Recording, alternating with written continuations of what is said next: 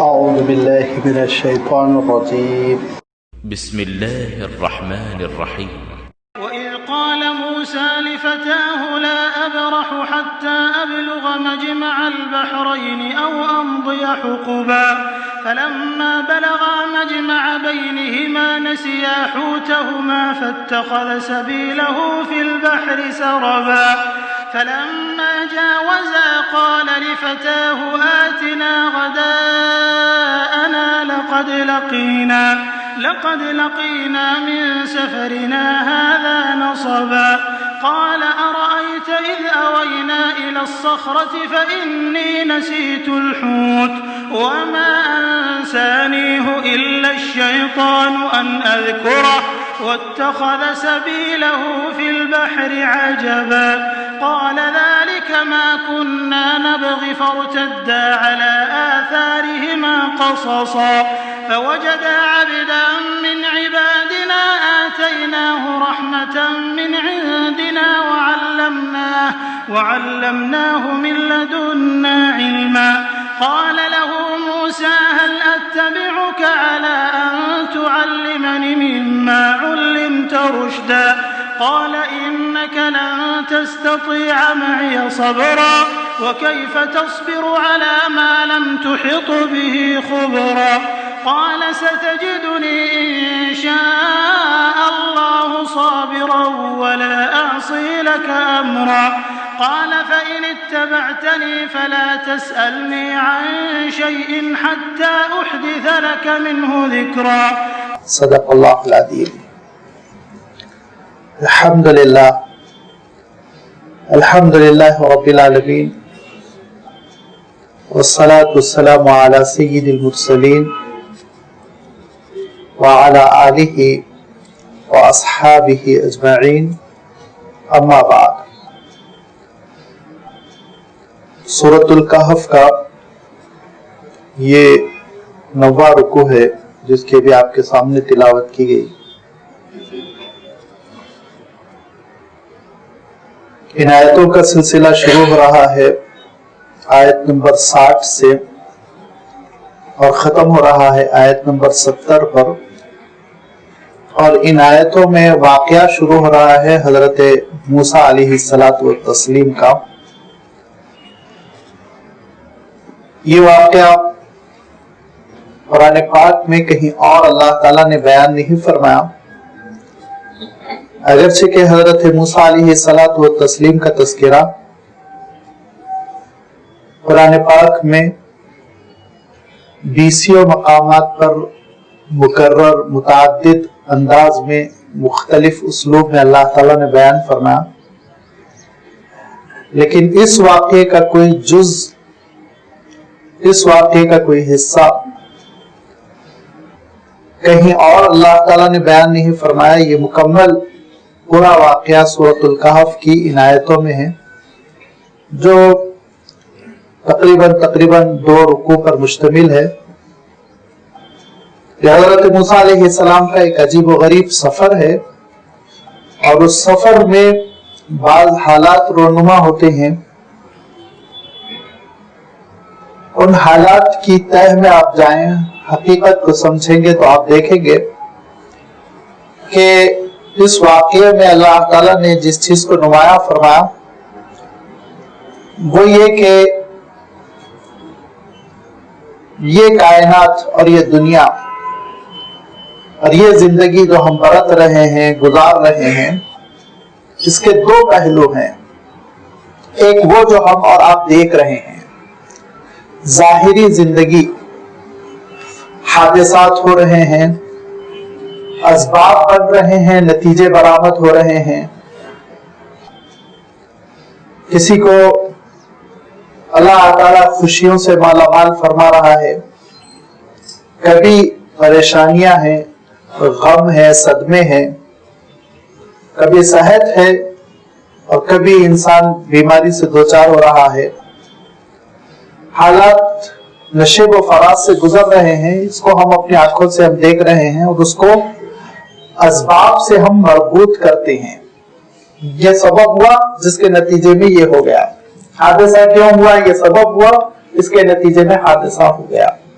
یہ عام ذہنیت ہے، یہ اتنی عام ہے کہ عوام الناس تو عوام الناس، خواص، سائنٹسٹ، پڑھے لکھے تعلیم یافتہ لوگ اور علماء بھی بسا اوقات اسی اسباب کی اصطلاح میں گفتگو کرتے ہیں۔ یہ ہوا تھا، اس کا نتیجہ یہ ہو گیا۔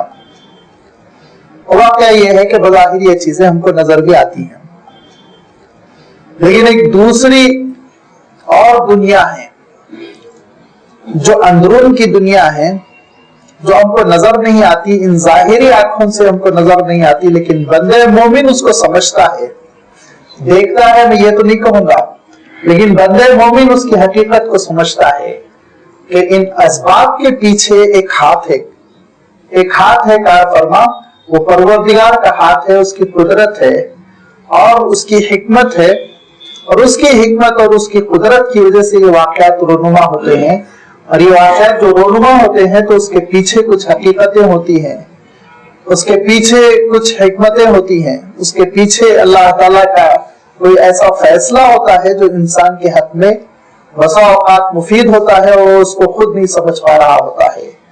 تو یہ ایمان جس کو ایمان بالغیب کہتے ہیں کہ اللہ تعالیٰ نے میرے لیے اچھا ہی کیا ہوگا، اللہ تعالیٰ کی حکمت جانتی ہے کہ اس کے پیچھے ضرور کوئی نہ کوئی ایک حقیقت رہی ہوگی، یہ بندہ مومن کا ایک قیمتی سرمایہ ہے، بہت قیمتی سرمایہ ہے، جس کی وجہ سے وہ زندگی میں کبھی مایوس نہیں ہوتا۔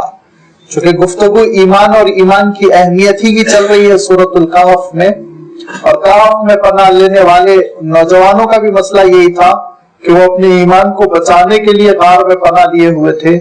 پھر اللہ تعالیٰ نے زندگی کی حقیقت بیان کر دی کہ مادی زندگی کتنی مختصر ہے، روحانی اور ایمانی زندگی کتنی طویل ہے، اس کا تذکرہ فرمایا۔ مادی زندگی کی ایک مثال اللہ تعالیٰ نے بیان فرما دی، ایک صاحب جن کا زبردست یہاں سے وہاں تک باغ تھا اور اس پہ وہ بہت اترائے ہوئے تھے، اور ایک ہی اللہ تعالیٰ کے حکم میں وہ باغ وہ ختم ہو گیا، تباہ ہو گیا، برباد ہو گیا، ویران ہو گیا، ہاتھ ملتے رہ گئے۔ یہ چیزوں کا تذکرہ آتا چلا جا رہا ہے۔ اب اسی سیاق میں آپ دیکھیں گے کہ یہ حضرت موسیٰ علیہ السلام کا سفر ہے، اور حضرت موسیٰ علیہ السلام کا سفر چند چیزوں پر روشنی ڈالتا ہے۔ انشاءاللہ وہ کیا چیزیں ہیں، وہ کیا حقیقتیں ہیں، جیسے جیسے وہ آیتیں آتی جائیں گی آپ کے سامنے نکھر کر سامنے آئیں گی۔ یہ حضرت موسیٰ علیہ السلام کا سفر ہوا کب؟ زیادہ قرآن پاک میں تدبر غور و فکر کرنے سے زیادہ رجحان جو حاصل ہوتا ہے، زیادہ اس رائے کو تقویت حاصل ہوتی ہے کہ حضرت موسیٰ علیہ السلام کا یہ سفر دراصل آپ کی ہجرت سے پہلے ہوا۔ حضرت موسیٰ علیہ السلام نے مصر پہنچنے کے بعد بنی اسرائیل کو یکجا کیا، ان کی تربیت کی اور فرعون سے مقابلہ کیا، اس کو سمجھایا، اس کے دربار میں تبلیغ کی، اور اس کے بعد ایک مدت تک کشمکش رہی۔ پھر حضرت موسیٰ علیہ السلام بنی اسرائیل کو لے کر روانہ ہو گئے، اور راستے میں سمندر پڑا، آپ جانتے ہیں، اور پھر وہ سمندر پھٹ گیا، راستہ بن گیا، فرعون تباہ ہو گیا۔ حضرت موسیٰ علیہ السلام وادی تیہ میں یا وادی سینا میں پہنچ گئے۔ پھر اس کے بعد سے حضرت موسیٰ علیہ السلام کی وفات ہو گئی۔ بعد میں بنی اسرائیل اس صحرا سے نکل سکے اور فلسطین پہنچ سکے۔ تو یہ سفر حضرت موسیٰ علیہ السلام کا اس وقت ہوا جب آپ نبوت اور رسالت کے ساتھ پہنچے ہوئے تھے مصر، اور فرعون کو سمجھا رہے تھے، بنی اسرائیل کی تربیت فرما رہے تھے۔ اسی درمیان حضرت موسیٰ علیہ السلام کا یہ سفر ہوا، اور بروایت بخاری اور بروایت مسلم، امام بخاری نے، امام مسلم نے ایک تفصیلی روایت بھی بیان کی جس میں یہ الفاظ آتے ہیں کہ حضرت موسیٰ علیہ السلام تقریر فرما رہے تھے، بنی اسرائیل کو سمجھا رہے تھے۔ حضرت موسیٰ علیہ السلام آپ اندازہ کیجئے کہ وہ اللہ تعالیٰ کے فرستادہ تھے، اللہ تعالیٰ کے رسول تھے۔ حضرت موسیٰ علیہ السلام کا جو مقام ہے اولو العزم من الرسل، وہ ان رسولوں میں ہے جن کا اللہ تعالیٰ نے خود قرآن پاک میں بار بار تذکرہ کیا، تو آپ کی تقریر بھی ویسے ہی دل پذیر رہی ہوگی۔ لہذا ایک صاحب متاثر ہوئے، انہوں نے حضرت موسیٰ علیہ السلام سے سوال کیا کہ اے موسیٰ، آپ سے بڑھ کے دنیا میں کوئی عالم ہے کیا؟ حضرت موسیٰ علیہ السلام نے جو جواب دیا وہ شرعی جواب تھا. حضرت موسیٰ علیہ السلام کا جواب تھا نہیں، مجھ سے بڑھ کے دنیا میں اس وقت کوئی عالم نہیں ہے. یہ شرعی جواب کیوں ہے؟ اس لیے کہ نبی اور رسول سے بڑھ کر روئے زمین پہ کوئی بڑا عالم نہیں ہو سکتا. اس لحاظ سے حضرت موسیٰ علیہ السلام کا جواب بجا تھا، حق بجانب تھا، شرعی جواب تھا. لیکن اللہ تعالیٰ کا عالم یہ ہے، اللہ تعالیٰ بندوں سے بندگی کو پسند کرتا ہے. لہذا ابھی سورۃ الکہف کے شروع میں وہ واقعہ گزر چکا ہے کہ آپ صلی اللہ علیہ وسلم کی خدمت میں سوالات رکھے گئے. آپ صلی اللہ علیہ وسلم نے ارشاد فرمایا کل جواب دوں گا، وہی نہیں آئی. لوگوں نے پھر سوال کیا کہ آپ کل جواب دیں گے، کہا تھا آپ نے وعدہ کیا تھا. حضور اکرم صلی اللہ علیہ وسلم نے سوچا کہ کل شاید وہی آ جائے، فرمایا ٹھیک ہے کل دے دوں گا. متواتر 15 دن گزر گئے، وحی نہیں آئی. 15 دن کے بعد جو وحی آئی وہ یہ آئی وَلَا تَقُولَنَّ لِشَيْءٍ إِنِّي فَاعِلٌ ذَلِكَ غَدًا إِلَّا أَن يَشَاءَ اللَّهُ.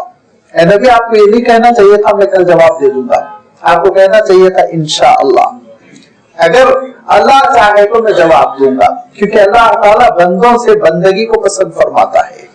لہذا حضرت موسیٰ علیہ السلام کا یہ جواب کہ مجھ سے بڑھ کر روئے زمین پر کوئی عالم نہیں ہے، اللہ تعالیٰ نے کہا اے موسیٰ کا یہ جواب صحیح نہیں تھا. تو حضرت موسیٰ علیہ السلام نے کہا اللہ اگر مجھ سے بڑھ کر کوئی عالم ہے تو پھر آپ حکم دیجئے کہ میں اس کے پاس جاؤں اور اس سے سیکھوں.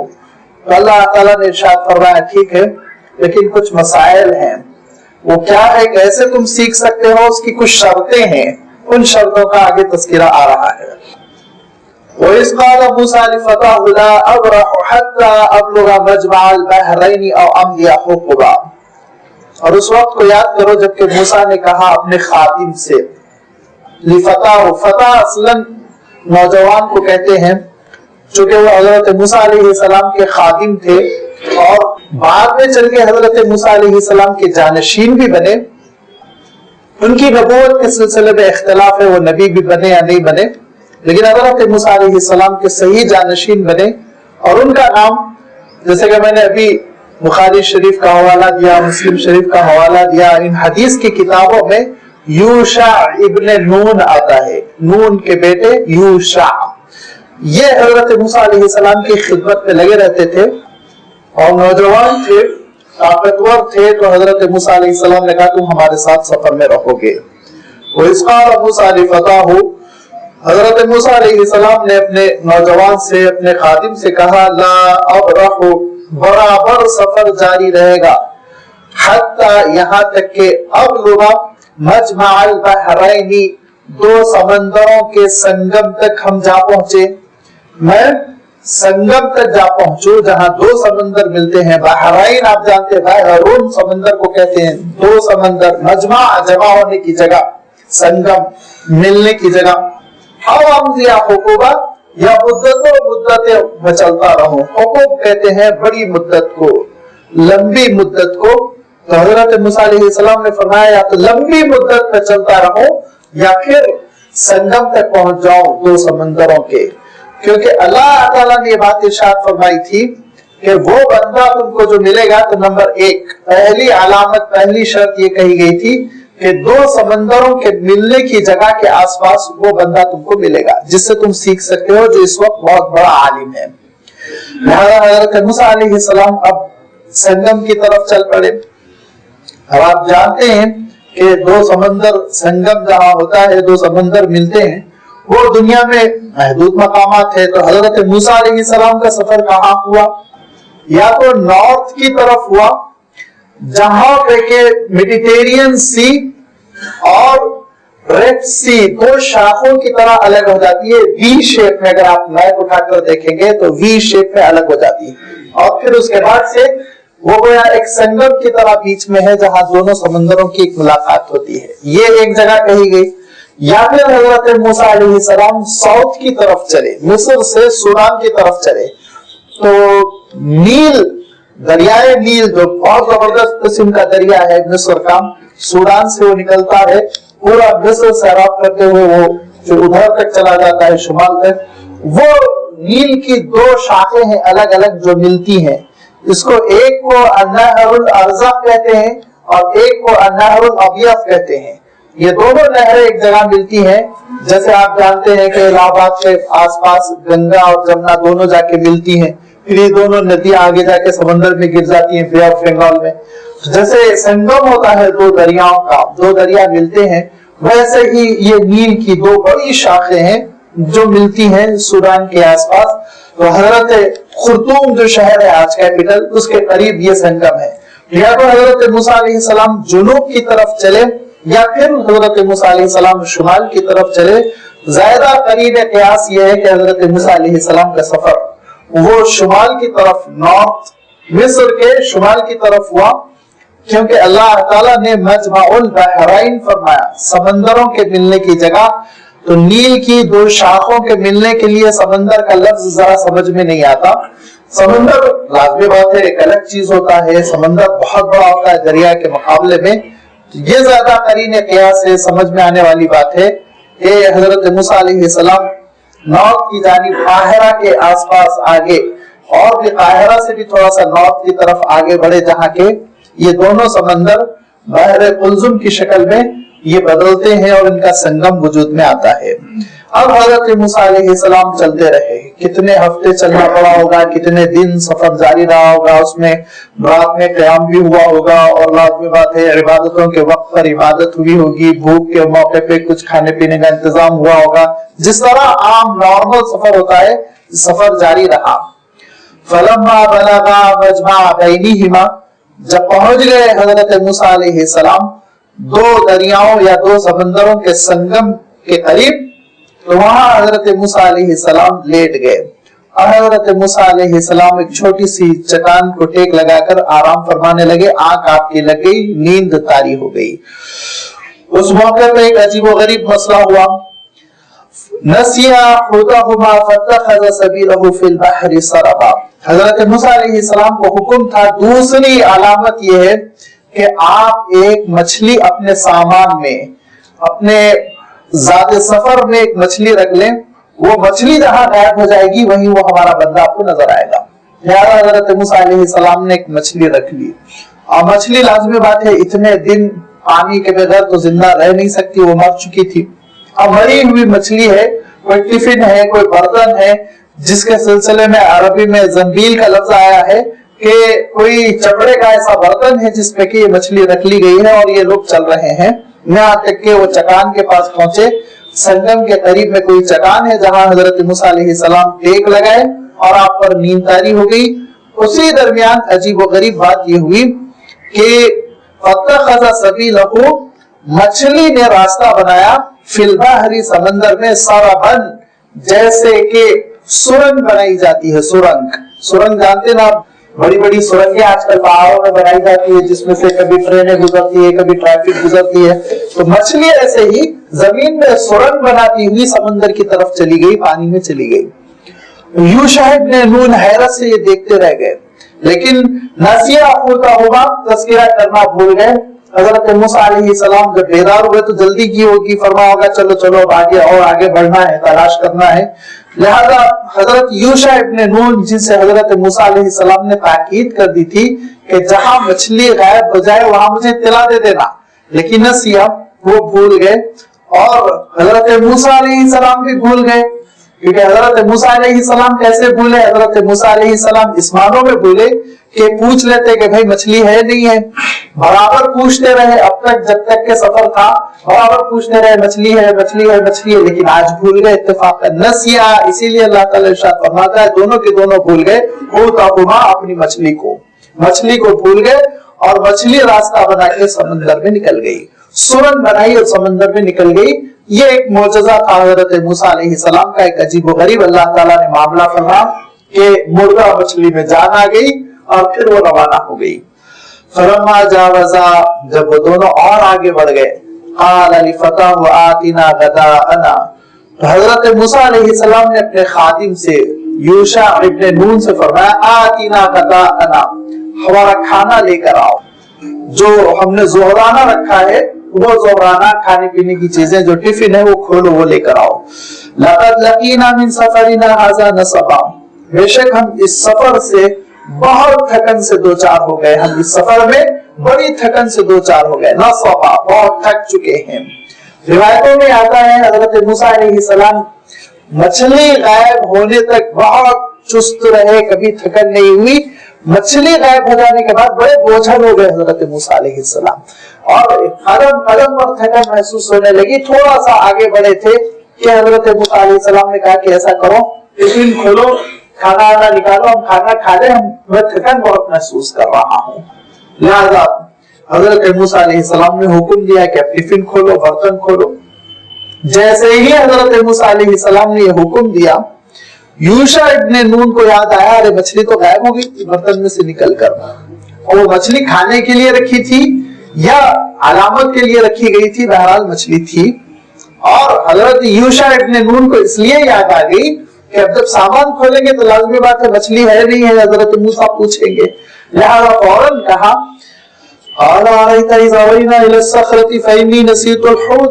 کہا آپ نے دیکھا جب آپ نے آرام کیا تھا چٹان کے پاس, صخرہ کہتے ہیں چٹان کو, تو جب آپ نے چٹان کی طرف آرام فرمایا تھا, آرام کیا تھا, فإنی نسیت الحوت, میں نے مچھلی کو میں بھول گیا.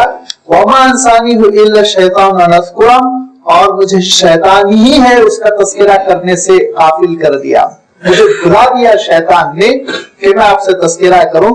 یہ ایک ادب ہے, ایک طریقہ ہے, اپنی غلطی اور اظہار ندامت کا ایک اچھا انداز ہے. اس طور پر ارشاد فرمایا کہ دیکھیے اصل شیطان ہی ہے, پردہ ڈال دیا, شیطان ہے جو مجھ پہ بھول چوک طاری کر دیا, جس کی وجہ سے میں آپ سے تذکرہ نہیں کر سکا. یہ اس انداز میں حضرت موسیٰ علیہ السلام سے تذکرہ کیا, اور یہ کہا واتخذ سبیلہ فی البحر عجبا, مچھلی نے اپنا راستہ سمندر کی طرف عجیب و غریب طریقے سے بنایا. مچھلی زندہ ہوئی, اچھلی کودی, سامان میں سے نکلی, اس سے پہلے کہ میں پکڑوں بل میں گھستی چلی گئی, سوراخ بناتی چلی گئی, دیکھتے دیکھتے دیکھتے دیکھتے وہ بل بناتی چلی گئی سمندر تک, سمندر کی طرف نکل گئی وہ مچھلی. یہ عجیب و غریب بات ہوئی, اگرچہ کے بعد بہت عجیب و غریب تھی, تعجب خیز تھی. میں نے طے کیا تھا آپ سے تذکرہ کروں, لیکن ابلیس ہے, شیطان ہے, ایسا لگا رہتا کہ وہ مجھے غفلت میں ڈال دیا, سامان وامان لپٹنے لگا, اٹھانے لگا میں, اور اس موقع پہ آپ سے میں تذکرہ نہیں کر سکا. حضرت موسیٰ علیہ السلام نے جب یہ سنا تو ارشاد فرمایا قال ذلک ما كنا نبغي, یہی تو مطلوب ہے کا, یہی وہ چیز ہے جو ہم چاہتے ہیں, کیونکہ اللہ تعالیٰ نے یہی ہم کو حکم دیا تھا کہ جہاں مچھلی غائب ہو جائے گی وہاں ہمارا یہ بندہ نظر آئے گا جس بندے کو ہم نے علم دے رکھا ہے.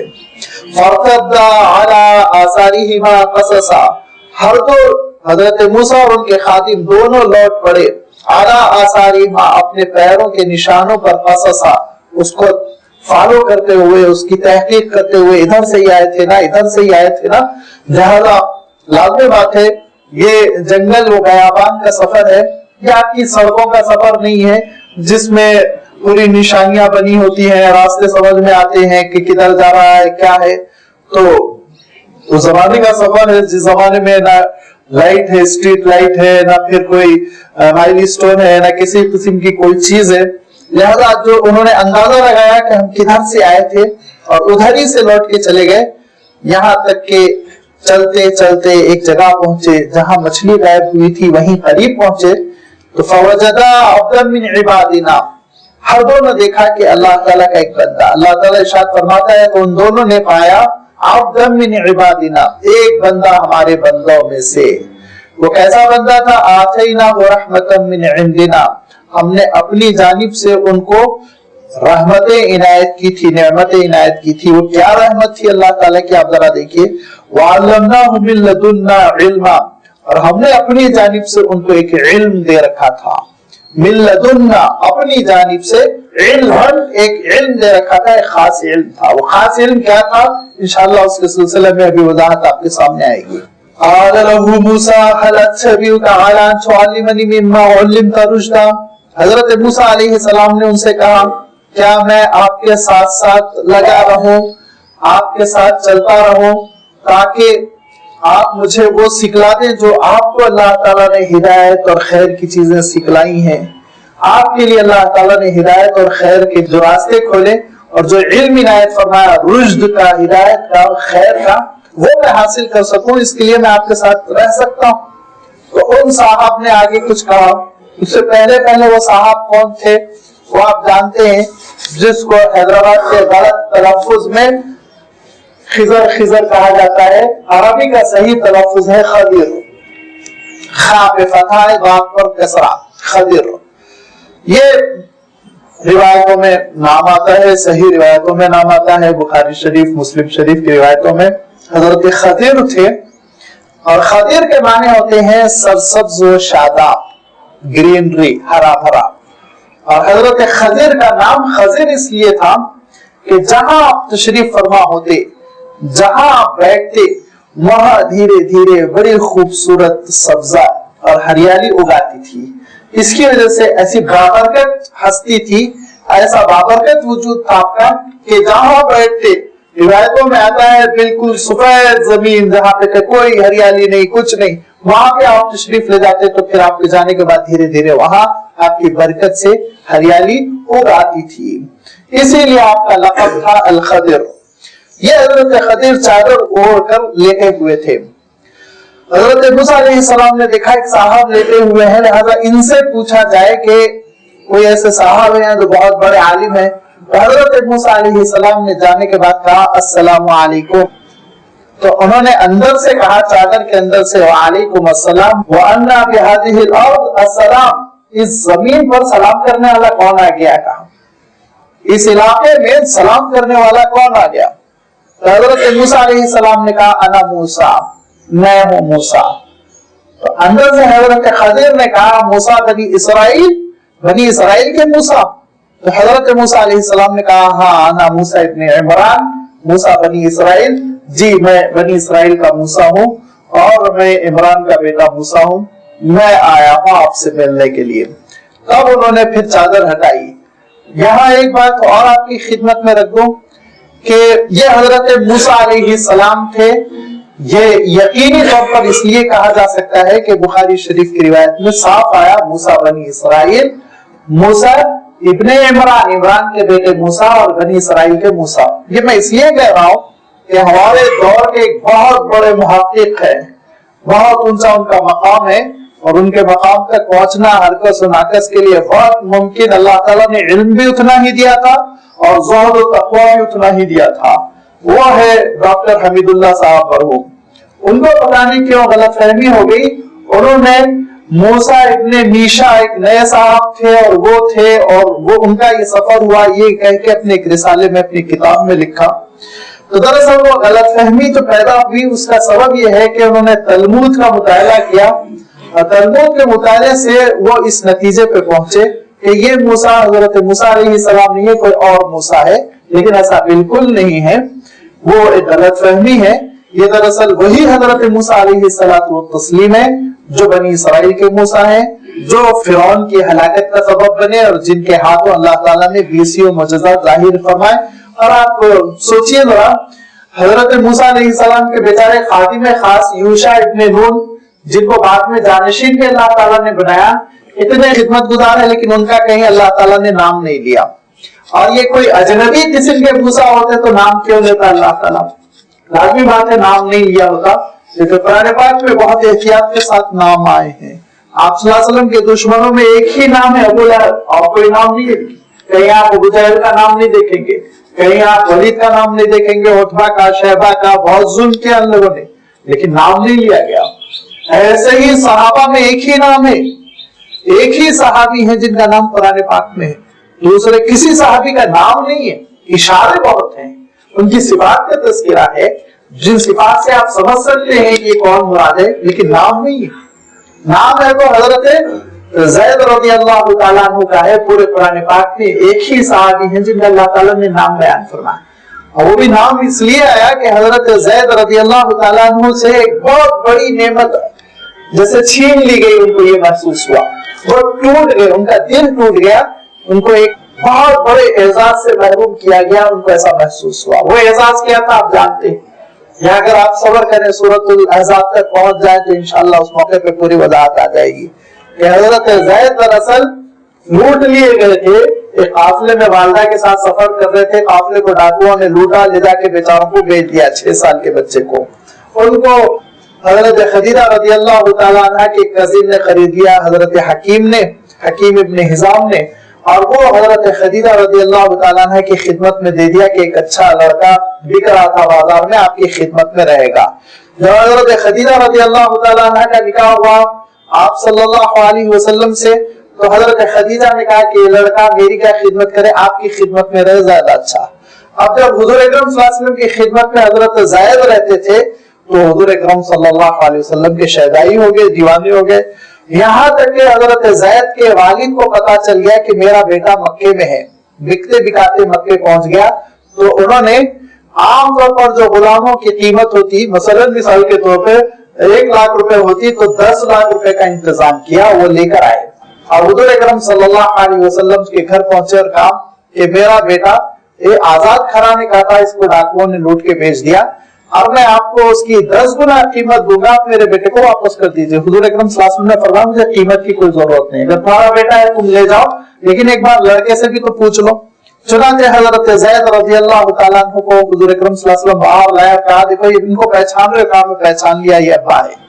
کہا اچھی بات ہے، یہ تم کو واپس لے جانے آئے ہیں، تم ان کے ساتھ جانا چاہو تو جا سکتے ہو۔ تو حضرت زید نے کہا کہ محمد میں آپ کو چھوڑ کر کہیں نہیں جاؤں گا صلی اللہ علیہ وسلم۔ تو حضور اکرم صلی اللہ علیہ وسلم حضرت زید کو حرم شریف لے گئے اور مجمع میں آپ صلی اللہ علیہ وسلم نے اعلان کیا یہ زید آج سے میرا بیٹا ہے، جب میں مروں گا تو یہ وارث ہوگا، یہ مرے گا تو میں وارث ہوگا، یہ آج سے زید ابن محمد ہے۔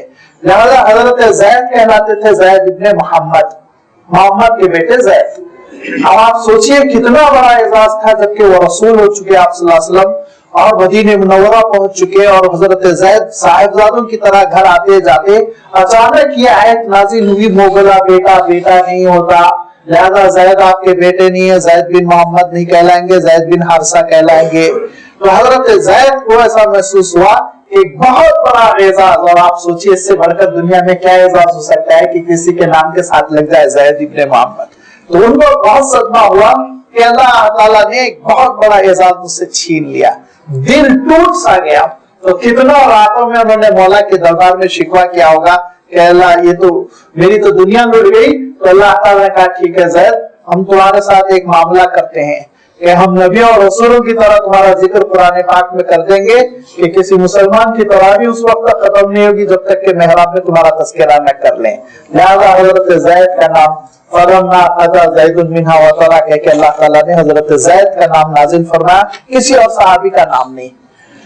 میں عرض یہ کر رہا تھا، بہت دور چلا گیا، میں عرض یہ کر رہا تھا کہ قرآن مجید میں بہت احتیاط کے ساتھ نام آئے ہیں، بہت احتیاط کے ساتھ۔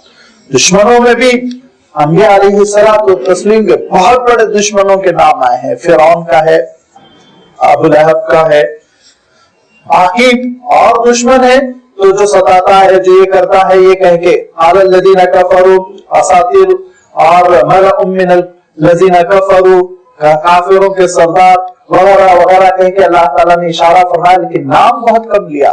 تو یہاں حضرت موسیٰ علیہ السلام کا نام لینا اور یہ کہنا وَإِذْ موسیٰ لِفَتَاهُ، اگر کوئی اجنبی شخصیت ہے تو ایسے اعزاز کے ساتھ نام اللہ تعالیٰ نہیں لیتا۔ لہذا اس نام کا قرآن پاک میں اس انداز میں آنا یہ خود بتلاتا ہے حضرت موسیٰ علیہ السلام، اس میں شک و شبہ نہیں کرنا چاہیے تھا۔ اب تلمود کا جو لٹریچر ہے وہ تو بڑا تحریف والا اور وہ تو بڑی ملاوٹوں والا، اور اس کے اوپر آپ کسی قسم کا کوئی اعتماد نہیں کر سکتے، اس کی وجہ سے کسی مرغوبیت کی کوئی ضرورت نہیں۔ ڈاکٹر حمید اللہ رحمۃ اللہ علیہ بہت بڑی شخصیت ہے اسلامی خدمت میں، ان کا ایک بہت بڑا مقام ہے، لیکن لازمی بات ہے امام مالک رحمۃ اللہ علیہ جو بات ارشاد فرماتے تھے کہ امام مالک فرماتے تھے اگر لوگ کہتے امام مالک کو پریشرائز کرنے کے لیے وہ تو فلاں صاحب کہتے ہیں، آپ یہ کہہ رہے ہیں، آپ یہ فتویٰ دے رہے ہیں، مسجد نبوی میں درس ہوتا تھا امام مالک رحمۃ اللہ علیہ کا، تو آپ صلی اللہ علیہ وسلم کی مواضحے کی جانب اشارہ کر کے، آپ صلی اللہ علیہ وسلم کی مزار کی جانب اشارہ کر کے ارشاد فرماتے تھے کل یؤخذ ویرد الا قول صاحب ھذا القبر، اس قبر والے صاحب کی بات کے علاوہ ہر ایک کی بات ریجیکٹ کی جا سکتی ہے، لی جا سکتی ہے، ہم آزاد ہے، پابند نہیں ہے۔ لازمی بات ہے، یہ اسلامی مزاج ہے کہ اگر کسی سے کوئی خطا ہوئی ہو آپ اس کو مسترد کر سکتے ہیں۔ ڈاکٹر حمید اللہ صاحب نے حضرت موسیٰ علیہ السلام نہیں مانا، لیکن یہ حضرت موسیٰ علیہ السلام ہے۔ حضرت موسیٰ علیہ السلام کو اللہ تعالیٰ نے ارشاد فرمایا تھا کہ یہ بندہ آپ کو ملے گا سمندروں کے سنگم کی قریب جہاں کہ آپ کی مچھلی غائب ہو جائے گی. دونوں علامتیں پوری ہوگی تو حضرت موسیٰ علیہ السلام نے ان سے کہا کہ میں تو اب آپ کی خدمت میں رہوں گا, میں آپ سے سیکھوں گا اور آپ کے ساتھ ساتھ چلوں گا, اتبعک, آپ کی اتباع کروں گا, پیروی کروں گا اس معاملے میں. تو معلوم یہ ہوا سیکھنے کے لیے فالو کرنا پڑتا ہے, ساتھ رہنا پڑتا ہے, صحبت میں رہنا پڑتا ہے. معلوم یہ ہوا سیکھنے کے لیے کسی شخصیت کی صحبت اختیار کرنی ضروری ہوتی ہے. اسی لیے اللہ تعالیٰ نے صرف کتابیں کبھی نازل نہیں فرمائی, پہلے صاحب کتاب کو بھیجا کہ کتاب نازل فرمائی. یاد رکھیے کہ صرف کتاب سے جو سورس آف نالج ہے اس سے آپ علم نہیں حاصل کر سکتے. صاحب علم بہت ضروری ہے, بہت ضروری ہے. میں خاص طور پہ کہہ رہا ہوں نوجوان لڑکے ایسا نہ ہو ناراض ہو کے اندر اتوار غائب ہو جائیں. یہ بہت اچھی بات ہے, آپ انٹرنیٹ سے سیکھیے, لیکن یاد رکھیے اس میں جو ذہن بنا کر دیا جا رہا ہے وہ تو آپ فیصلہ نہیں کر سکیں گے نا, کسی نہ کسی صاحب علم کو بتانا پڑے گا. اور پھر انٹرنیٹ آپ کو معلومات دے سکتا ہے, میں مانتا ہوں اس کی افادیت کو, میں اس کا انکار نہیں کرتا ہوں کہ آپ ویب سائٹس پہ جائیے, معلومات آپ کو خوب ملیں گی, اس بات کا پورا اقرار اعتراف ہے, انکار نہیں ہے. لیکن یاد رکھیے کہ یہ معلومات آپ کو ہضم ہو رہی ہے نہیں ہو رہی ہے انٹرنیٹ فیصلہ نہیں کرے گا, لیکن استاد کر لیتا ہے. ایک جو ماہر استاد ہوتا ہے وہ طالب علم کے چہرے کو دیکھ کر, اس کی نگاہوں کو دیکھ کر سمجھ جاتا ہے کہ بات اس کو ہضم ہوئی نہیں ہوئی. وہ سمجھ جاتا ہے چہرے کے خط و خال کو دیکھ کر کہ یہ بات اس کو ناگوار گزری, میں جو بولا ہوں اس سے برا لگا. وہ سمجھ جاتا ہے کہ میری یہ بات اس کو ہضم نہیں ہوئی, سمجھ نہیں سکا, اس کے معیار سے بلند ہو گئی. وہ یہ سمجھ جاتا ہے کہ یہ بات اس کے دل کو لگ گئی, سمجھ میں آ گئی, اس کا چہرے پہ ایک بشاشیت آ گئی, لہذا بات جاری رکھی جائے, روک لی جائے, بات دوہرائی جائے, ایک مرتبہ میں کہہ دی جائے, تردید کر کے کوئی وضاحت کی جائے, یا بات مکمل ہو چکی, وہ استاد ایک فیصلہ کرتا ہے. نمبر 1. نمبر 2, کیا دینا ہے شاگرد کو کیا نہیں دینا ہے وہ استاد فیصلہ کرتا ہے. انٹرنیٹ فیصلہ نہیں کرتا, ساری چیزیں دیتا چلا جاتا ہے, آپ کو ہر قسم کے ڈوز آپ کو دیتا چلا جاتا ہے. اگر آپ انٹرنیٹ ہی کی بنیاد پہ فیصلہ کریں تو مختلف قسم کی دواؤں کے ڈوز لے کر, لازمی بات ہے قبرستان کی زیارت کرنی پڑے گی تو آپ کو ڈاکٹر کے پاس جانا پڑتا ہے. اس کو معلوم ہے کتنے دبلے ہیں, افراد کر سکتی ہے ان کی باڈی اتنا ہے, ہائی اینٹی بایوٹک, اس کو کم کرو, اس کو توڑو, اس کو بجائے 6 گھنٹے کے 8 گھنٹوں میں تقسیم کرو, اور اس کو ایسا کرو, اس کے ساتھ یہ سپلیمنٹ دو, اس کے ساتھ یہ تقویت کی دوا دو. یہ تو پورا ایک فزیشین فیصلہ کرے گا. ایسے ہی کسی استاد سے علم سیکھنا چاہیے. انٹرنیٹ سے آپ معلومات اکٹھی کر سکتے ہیں, بس اتنا ہی. علم نہیں آئے گا آپ کو, پریشانی, الجھن اور بعض ایسی چیزیں آپ کو آ جائیں گی جو آپ کے ذہن میں صرف الجھنیں پیدا کر رکھیں گی. لہذا استاد کے پاس پہنچنا چاہیے. حضرت موسیٰ علیہ السلام پہنچ رہے ہیں. اب آپ سوچئے وہ حضرت موسیٰ علیہ السلام جو اللہ تعالیٰ کے رسول اور نبی ہیں, رسالت پر فائز ہو چکے ہیں, اس کے باوجود حضرت موسیٰ علیہ السلام پہنچ رہے ہیں. حضرت خضر کے سلسلے میں تو اختلاف ہے, مفسرین کے 2 اسکول آف تھاٹ ہے, ایک ان کو نبی مانتا ہے, ایک ان کو نبی نہیں مانتا. ان کی نبوت میں بھی اختلاف ہے. تو نبوت میں جن کی اختلاف ہے تو لازمی بات جب وہ نبی نہیں تو رسول نہیں, اور رسول سے افضل کون ہو سکتا ہے. لیکن اس کے باوجود حضرت موسیٰ علیہ السلام سیکھنے کے لیے چل پڑے. چلنے کے بعد جب پہنچ گئے تو شرطیں حضرت موسیٰ علیہ السلام مان رہے ہیں, کچھ شرطیں رکھی جا رہی ہیں, حضرت موسیٰ علیہ السلام تسلیم کر رہے ہیں. لہذا وہ شرطیں کیا ہے اس کا آگے تذکرہ آ رہا ہے. لیکن اللہ تعالیٰ نے ایک بات چونکہ بار بار ارشاد فرما دی, ایک تو یہ علمناہ علما اور تعلمنی علمتا, پھر رحمتا, پھر رشدا. یہ جو سکھانے اور سیکھنے اور علم کا جو اللہ تعالیٰ نے تذکرہ فرمایا, اس سے آپ اندازہ لگائیے کہ اسلام میں علم کی کتنی اہمیت ہے, حصول علم کی اتنی اہمیت ہے, آپ اندازہ لگا سکتے ہیں. آخری درجے کی بات ہے کہ اللہ تعالیٰ اپنے رسول سے, آپ صلی اللہ علیہ وسلم سے خطاب کر کے کیا ارشاد فرمایا, وَقُلْ رَبِّ زِدْنِي عِلْمًا. اے محمد آپ کہیے اے پروردگار میرے علم میں اضافہ فرما, اے پروردگار میرے علم میں اضافہ فرما. اب اللہ کے رسول صلی اللہ علیہ وسلم کے علم میں اضافے کی کیا ضرورت ہے؟ سوچئے, رسول ہونے کے بعد اب کیا اضافہ, لیکن کہا نہیں آپ دعا تو یہی کرتے رہیے. اسی لیے اللہ کے رسول صلی اللہ علیہ وسلم ارشاد فرماتے تھے کہ اور رجلانی منہومانی، منہومان فرمایا بڑے حرص والے، بڑی خواہش والے دو آدمی ہوتے ہیں، صاحب العلم و صاحب الدنیا، دنیا والا اس کو بھی بڑی خواہش ہوتی ہے اور اس کا عالم بھی یہی ہوتا ہے کہ الہاکم التکاثر حتی زرتم المقابر، خبر پہنچنے تک وہ بڑھوتری اضافہ دنیا میں اضافہ۔ اور دوسرے فرمایا صاحب العلم، اور علم والا وہ ہمیشہ اپنے علم میں اضافہ چاہتا ہے۔ اور آپ صلی اللہ علیہ وسلم ارشاد فرماتے ہیں کہ منہومان لا یشبعان، صاحب العلم و صاحب الدنیا، صاحب العلم یزداد رضا الرحمن و صاحب الدنیا یزداد فی الطغیان، کہ جو علم میں اضافے کا متمنی ہوتا ہے وہ تو رحمان کی خوشنودی حاصل کرتا ہے، وہ جو دنیا کے اضافے کی خواہش میں لگا رہتا ہے وہ کبھی کبھی نافرمان بن جاتا ہے، وہ نمرود بن سکتا ہے، وہ فرعون بن سکتا ہے۔ اس کا اندیشہ ہے کہ اگر وہ صحیح اللہ کی اطاعت نہ کرے اور اللہ کے حکم کے مطابق خرچ نہ کرے تو وہ آؤٹ آف کنٹرول ہو جائے، بے قابو ہو جائے، اس کا تو خطرہ ہے۔ لیکن صاحب العلم یزداد رضا الرحمن، وہ تو رحمان اس سے اتنا راضی ہوتا ہے کہ حضور اکرم صلی اللہ علیہ وسلم ارشاد فرماتے ہیں جو اپنے گھر سے نکلا علم کی تلاش کے لیے، علم کے حصول کے لیے، تو اب وہ ایسے راستے میں ہے گویا کہ جنت کے راستے میں ہے، اگر راستے میں مر جائے تو شہید فرمایا۔ اور ارشاد فرمایا اس کا راستہ اتنا بابرکت ہے کہ اس راستے پہ فرشتے ہیں کہ پیر بچھا رہے ہیں، پرندے ہیں کہ فضاؤں میں، اور جانور جنگل میں، یہاں تک کہ فرمایا کیڑے چونٹی یہ اپنی بلوں میں، اور پانی میں مچھلی سب اس کے لیے دعا کر رہے ہیں، سب دعا کر رہے ہیں۔ لہذا علم سے وابستگی بہت ضروری ہے، علم حاصل کرنا یہ ایک مسلمان کی شان ہے۔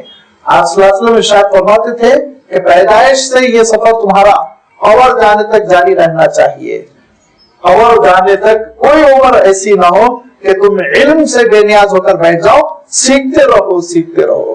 آپ صلی اللہ علیہ وسلم ارشاد فرماتے تھے کہ ایک اللہ تعالیٰ کا بندہ علم سیکھنے کے لیے اپنے گھر سے نکلا اور اللہ تعالیٰ کے گھر میں پہنچا اور وہاں ایک مجمع کے ساتھ بیٹھا ہوا ہے، یتلون کتاب اللہ ویتدارسونہ، اللہ کی کتاب کی تلاوت ہو رہی ہے، اس کا درس و تدریس، اس کا مذاکرہ ہو رہا ہے اللہ تعالیٰ کی کتاب کا، تو فرمایا کہ فرشتے نازل ہوتے ہیں، اس مجلس کو چاروں طرف سے گھیر لیتے ہیں، ان کے دلوں میں اللہ تعالیٰ کی جانب سے سکینت نازل ہوتی ہے، ان کے اوپر رحمت کی چادر تان دی جاتی ہے۔ اور یہ آپ صلی اللہ علیہ وسلم ارشاد فرماتے تھے کہ علم حاصل کرنے والے کا مقام یہ ہے، علم سے جو وابستہ ہو جائے اس کا مقام یہ ہے کہ پوچھا بعض صحابہ نے، اللہ کے رسول ایک صاحب ہے جو رات بھر نماز پڑھتے ہیں، قیام اللیل فرماتے ہیں، اور ایک صاحب ہے جو رات میں ایک پہر نماز پڑھتے ہیں، اس کے بعد خوب آرام کرتے ہیں اور علم سیکھتے، مسائل سیکھتے اور سکھلاتے ہیں۔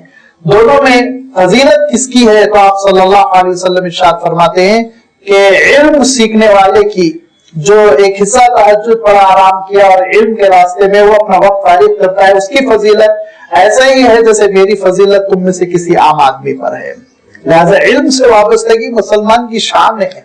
اور آپ اندازہ کیجئے جب اللہ کے رسول صلی اللہ علیہ وسلم نے توحید کا سور پھونکا تھا صحابہ میں، تو کوئی 60 سال کے تھے، کوئی 70 سال، سب بچے تھوڑی تھے، کوئی اچھے خاصی عمر کے ہو چکے تھے، کوئی نوجوان تھے، کچھ بچے بھی تھے، سب نے علم سیکھنا شروع کیا، لگے اللہ کے رسول صلی اللہ علیہ وسلم کے اطراف و اکناف، لازمی بات ہے وہ دنیا کے رہنما بنے۔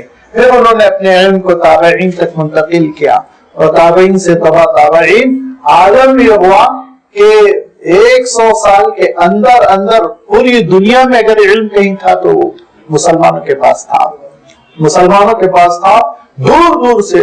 اس وقت یورپ کا کوئی وجود نہیں تھا، وہ جنگلیوں کی زندگی بسر کرتے تھے، پتے باندھتے تھے، قبیلوں کی زندگی بسر کرتے تھے۔ وہ تو دھیرے 200-300 سال میں مسلمان اندلس پہنچ گئے، اور اندلس میں اتنی یونیورسٹیاں قائم کی کیونکہ مسلمانوں کا ہمیشہ سے نظریہ رہا ہے، اب بھی ہے، قیامت تک رہے گا کہ علم ایک ایسی میراث، ایک ایسی نعمت ہے جو فری تقسیم ہونی چاہیے، ہر ایک کو سکھانا چاہیے، کوئی ذات پات نہیں، کوئی شیڈول کاسٹ نہیں، کوئی اعلیٰ ذات نہیں، سب علم کے مستحق ہیں۔ یہودیوں اور برہمنوں کی طرح یہاں نہیں ہے کہ یہ علم سینہ ہے، اس کو محفوظ رکھو، عوام کو نہ سکھاؤ، نہیں، ہر انسان کو اس علم سے وابستہ کرو۔ لہذا مسلمانوں نے پڑھانا شروع کیا اندلس میں، اور پڑھاتے پڑھاتے 600 سال کی محنتوں کے بعد یہ یورپ بنا ہے، یہ یورپ بنا ہے۔ آج تاریخ وہ پوری نہیں بیان کی جاتی ہے، آپ ان کے وہ ڈکشنریز اٹھائیے جو بڑی تحقیقی ڈکشنریز ہے جو آکسفورڈ وغیرہ سے چھپتی ہے، اور اس میں آپ دیکھیے کہ الفاظ کے آگے بریکٹ میں اے کہاں لکھا رہتا ہے، ذرا گنیے، جہاں اے ہے اس کے معنی یہ کہ نیچرلی جو ہے اوریجنلی یہ لفظ عربک سے آیا ہے، اگر ایف لکھا ہے تو فرینچ سے آیا ہے، اے لکھا ہے تو عربک سے آیا۔ کتنے الفاظ ہیں جو عربک کے آج انگلش میں موجود ہیں، انگلش میں وہ بالکل انگلش کے بن چکے ہیں، ذہن بھی منتقل نہیں ہوتا۔ ایڈمیرل ہم سمجھتے ہیں انگلش کا لفظ ہے، حالانکہ ایڈمیرل بنا ہے، وہ اٹھا کے آپ ڈکشنری دیکھ لیجئے، تو ایسی ڈکشنری دیکھیے جو ریسرچ کے لیے لکھی گئی ہو، یہ معمولی قسم کی بازاری جو 10th کلاس کے بچوں کے لیے لکھی گئی اس کی بات نہیں کر رہا ہوں۔ جو ریسرچ کی ڈکشنریز ہوتی ہیں وہ اعلیٰ معیار کی، اس میں آپ دیکھ لیں اتنے الفاظ ہیں جن کے بارے میں ہمارا اور آپ کا ذہن بھی کام نہیں کرتا، وہ لفظ حقیقت میں عربک کے ہیں، کیونکہ انہوں نے عربی یونیورسٹی میں اس لفظ کو حاصل کیا تھا آج سے 600 700 800 سال پہلے اندلس میں، اسپین میں، جہاں زبردست تعلیم کا ایک زبردست ہب قائم کر دیا گیا تھا، ہر طرف تعلیم ہو رہی، بڑے بڑے لوگ وہاں سکھانے کے لیے پہنچے، دھیرے دھیرے یہ سارے علوم پوری دنیا میں منتقل ہوتے چلے گئے۔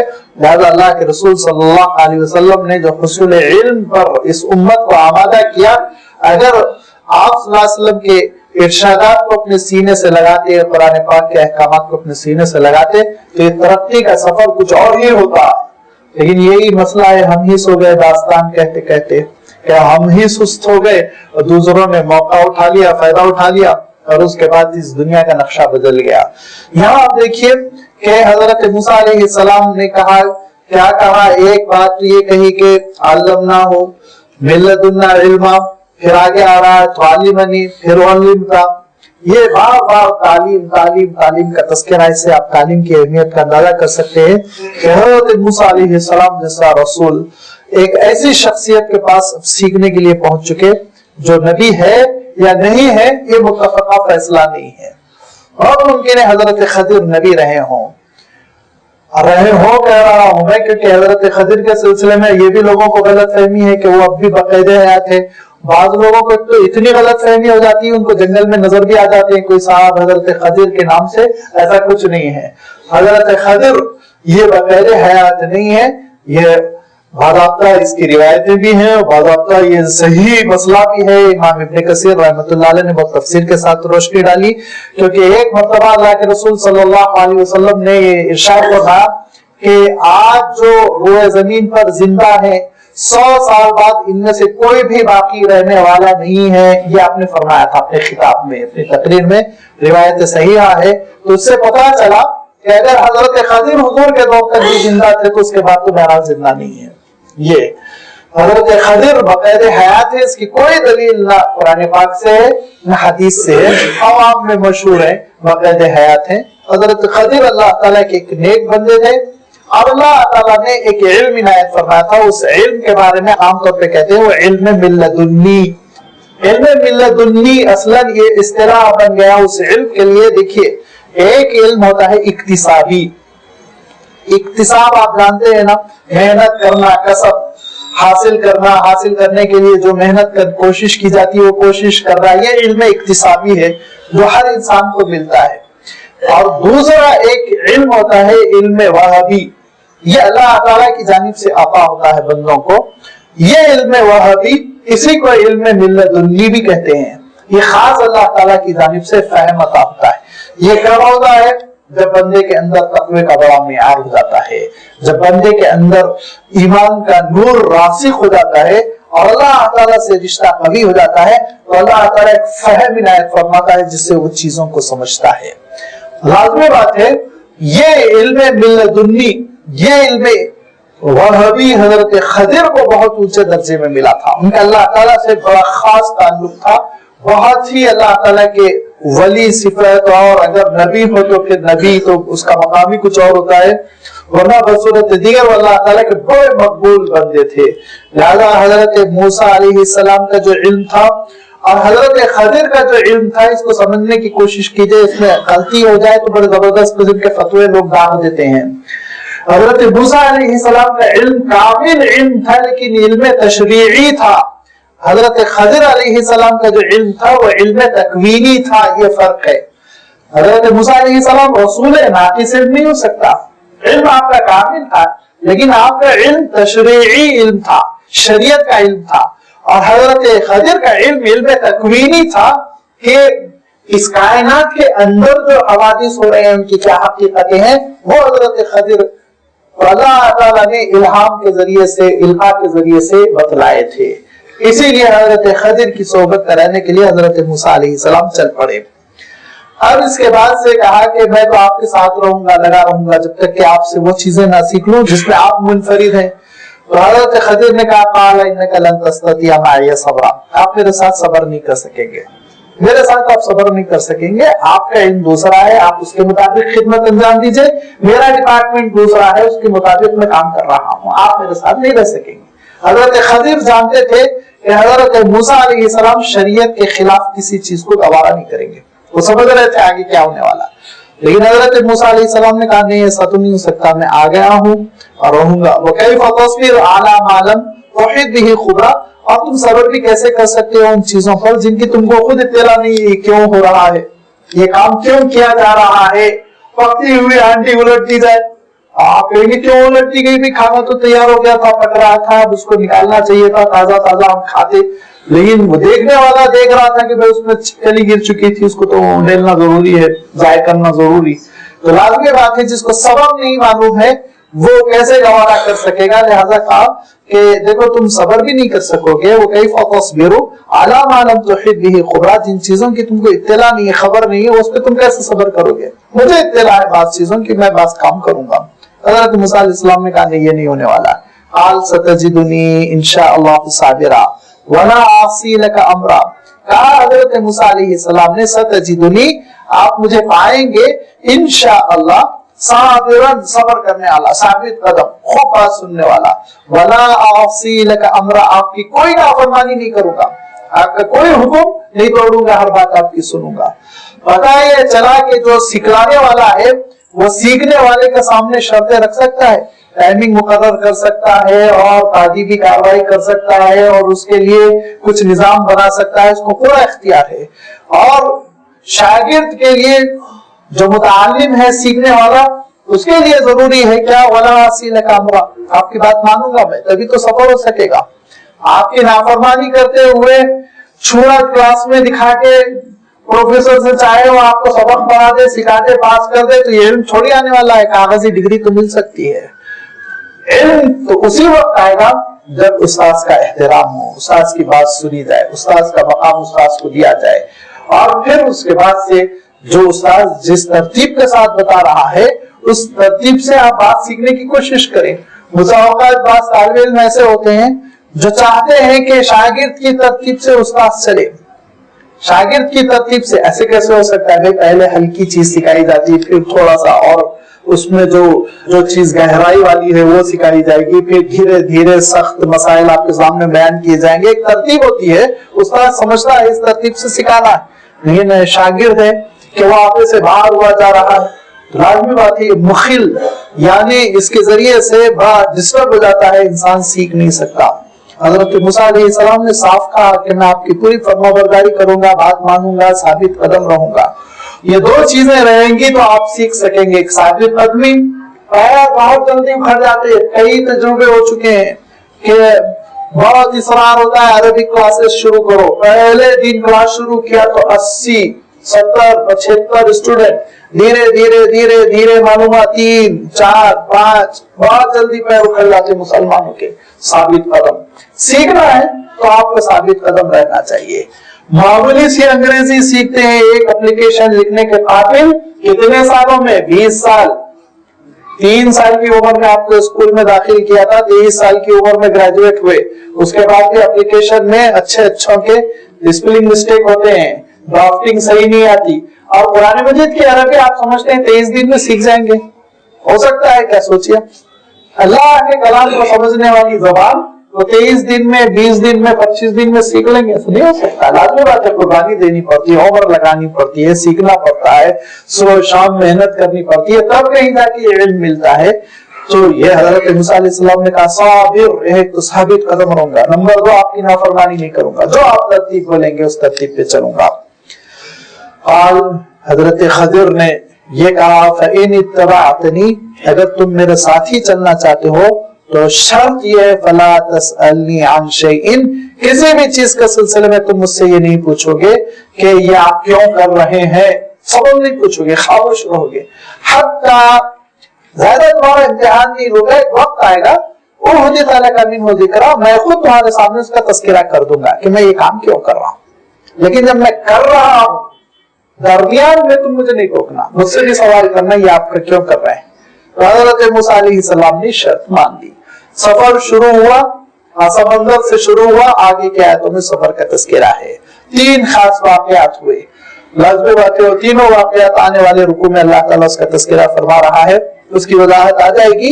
एक छोटी सी वजाहत इससे पहले भी मैं आपकी खिदमत में रख चुका हूँ, जो हुजूर अकरम सल्लल्लाहु अलैहि वसल्लम ने बयान फरमाई कि जब सफर शुरू हुआ समंदर में, कश्ती में बैठे समंदर में चल पड़े, हो सकता है बहरे कुल्जुम ही रहा हो, मेडिटेरियन सी या कोई भी समंदर जो करीब था उसमें सफर शुरू हुआ।